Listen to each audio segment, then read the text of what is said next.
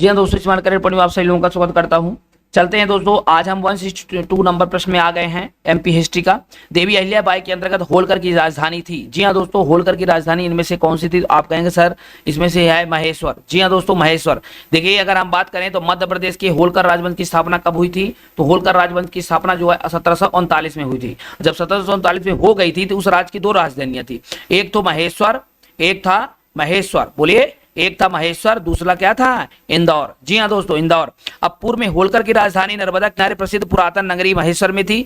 सन 1818 में, क्या दोस्तों, सन 1818 में इंदौर में स्थानांतरित कर दी गई थी। फिर इसको कहां पे? इंदौर में क्या कर दी गई थी? स्थानांतरित कर दी गई थी। समझ में आ रहा है? नेक्स्ट क्वेश्चन, नेक्स्ट 163 नंबर प्रश्न है, विजय के यशोवर्धन स्तंभ में स्थित है। विजय के यशोधर्मन स्तंभ में स्थित है कौन? खजुराहो, सखारा, सोनधानी, मर्यादो। तो ये 163 नंबर प्रश्न है, बताइए फटाफट।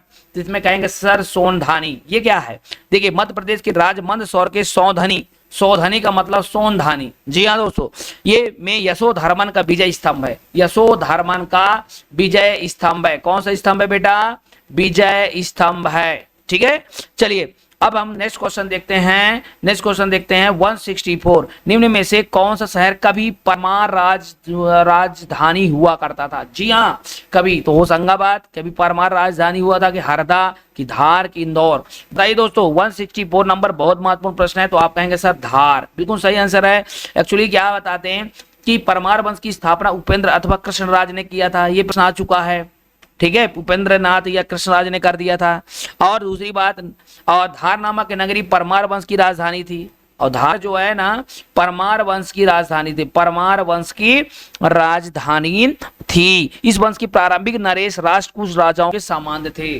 ठीक है, चले आगे। ठीक है, 165, चंदेल की पहली राजधानी थी।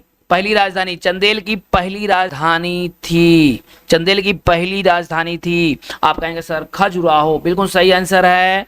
बंदेल राजवंश की पहली राजधानी खजुराहो थी। मध्य प्रदेश के छतरपुर जिले में स्थित खजुराहो अपने अद्भुत मंदिर के लिए प्रसिद्ध हुआ है। यहाँ के विश्व प्रसिद्ध मंदिर का निर्माण चंदेल राजाओं ने कब कब से कब तक कराया था? लगभग 950 से लेकर 1050 ईस्वी के मध्य में करवाया था। यहाँ प्रमुख मंदिरों में अगर हम देखें तो कंदरिया महादेव का नाम सुने होंगे, 64 योगिनी का नाम सुने होंगे, चित्रकूट मंदिर सुने होंगे, चतुर्भुज मंदिर, ये सब सुने होंगे। ठीक है, चले आगे। ठीक है, 166 नंबर प्रश्न फटाफट, मध्य प्रदेश में किसकी मृत्यु के बाद मराठों ने अधिकार प्राप्त कर लिया? बताइए। तो आप कहेंगे अशोक, कनिष्क, औरंगजेब, हर्षवर्धन। जी हाँ दोस्तों, तो आपका सही आंसर हो जाएगा औरंगजेब। आपका बिल्कुल सही है। औरंगजेब का जन्म कब हुआ था ये पहले सुनिए, ये भी प्रश्न है। तो ये 1618 में हुआ। अब क्या? उज्जैन के एक दोहत नामक स्थान पर हुआ था। उज्जैन में हुआ था, समझ रहे हो ना? अरे बाबू, उज्जैन के एक दोहत नामक स्थान पे हुआ था। ठीक, दूसरी बात क्या है इसमें और क्या महत्वपूर्ण है? औरंगजेब आलमगीर नाम के सिंहासन पर बैठा। जब औरंगजेब सिंहासन पर बैठा ना, तो किस नाम पे बैठा था? आलमगीर नाम पर वो सिंहासन पर बैठा। अब इसके बाद उसने 2 बार अपना राज्याभिषेक करवाया। तो ऐसा कौन सा शासक 2 बार? तो 2 बार राज्याभिषेक करवाया। तीसरी फैक्ट क्या हो सकता है? औरंगजेब के समय मुगल साम्राज्य क्षेत्रफल के देश से चरमोत्कर्ष पर था। चरमोत्कर्ष पीक पर था, चरमोत्कर्ष पर था उसके समय पर। ठीक है, फिर तीसरी पॉइंट क्या करेंगे इसमें और क्या महत्वपूर्ण है? 1686 में बीजापुर तथा 1687 में गोलकुंडा को जीतकर, समझ रहे हैं ना, मुगल साम्राज्य में मिला लिया था। औरंगजेब की अगर मृत्यु की अगर हम बात करें तो 1707 में हो गई। 1707 में हो गए। और स्थित दौलताबाद में स्थित फकीर बुरहानुद्दीन की कब्र के अहाते में दफनाया गया। बुरहानुद्दीन कब्र के अहाते में। ठीक है, औरंगजेब की मृत्यु ने मुगल साम्राज्य के पतन की नींव डाली, क्योंकि उसकी मृत्यु के पश्चात उसे 3 पुत्रों के मध्य लंबे समय तक चलने वाले आधिकारिक युद्ध में शक्तिशाली मुगल साम्राज्य को कमजोर कर दिया गया। ठीक है, तो ये औरंगजेब इसका सही आंसर है। चले नेक्स्ट। ठीक है, चलिए तो आप 167 में तानसेन के दरबार में रहते थे। तानसेन किसके दरबार में रहते थे? फटाफट आंसर मेरे को जवाब दीजिए भैया। तानसेन किसके दरबार में रहते थे? तो आप कहेंगे सर अकबर है, बिल्कुल सही है। संगीत सम्राट तानसेन अकबर के दरबार में रहते थे। ठीक है, कहाँ रहते थे जल्दी बताइए? तो अकबर के दरबार में वो रहते थे। ठीक है, और क्या महत्वपूर्ण है? और उनका वास्तविक नाम क्या था? क्वेश्चन आया करता है। तानसेन का वास्तविक रामतनु पांडे था। रामतनु पांडे, बोलो, रामतनु पांडे था। और क्या महत्वपूर्ण है इसके? अकबर के कौन से 9 रत्नों में से थे, है ना। और इसकी महत्वपूर्ण ये है कि ग्वालियर के बैहट में तानसेन का मकबरा है। तो तानसेन का मकबरा कहाँ है, ये प्रश्न आता है। तो तानसेन का मकबरा ये भी क्लियर कर लो, तानसेन का मकबरा ग्वालियर में है। ग्वालियर में कौन सा स्थान है, थोड़ा सा, तो बैहट में, ग्वालियर में बैहट में, ठीक। और क्या बन सकता है, अच्छा, ग्वालियर में प्रतिवर्ष जो है नवंबर में तानसेन समारोह का आयोजित होता है। तो कहाँ पे तानसेन आयोजित होता है, तो ग्वालियर में प्रतिवर्ष नवंबर माह में जो है तानसेन, ठीक है, तानसेन समारोह आयोजित होता है, कोई बात नहीं, ठीक है। चलें 168 प्रश्न नंबर है 168 नंबर, निम्न में से कौन सा शहर कभी बुंदेल की राजधानी हुआ करता था, कभी बुंदेल की राजधानी हुआ करता था, बताइए। भिंड है, शिवपुर है, छतरपुर, ओरछा। तो इसका सही आंसर क्या हो सकता है, तो आप कहेंगे सर ओरछा, बिल्कुल सही आंसर है। देखो ओरछा शहर जो है मध्य प्रदेश के बुंदेलखंड में कौन सी नदी के किनारे है, तो बेतवा नदी के किनारे है, ठीक है।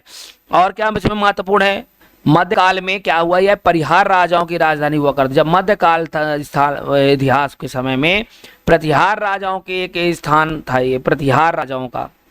और क्या महत्वपूर्ण इसमें, इसके बाद बुंदेलों ने ओरछा की राजधानी बनाया, फिर इसके बाद बुंदेलों ने जो है इसका उसको राजधानी बनाया, बुंदेलों ने, ठीक है, समझ में आ गया।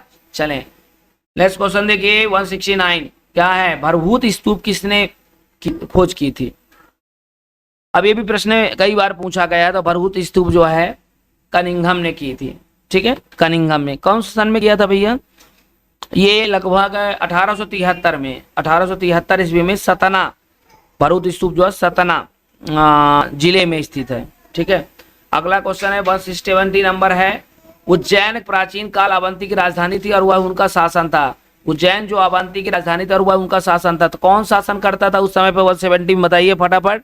तो राजा विक्रमादित्य, राजा राणा प्रताप, रानी दुर्गावती, सम्राट अशोक। इसमें सही आंसर क्या होना चाहिए, राजा विक्रमादित्य। जी हाँ, उस समय जब अवंती राजधानी थी तो उस समय उनका शासन राजा विक्रमादित्य करते थे। थोड़ा के बारे में थोड़ा जान लेते हैं।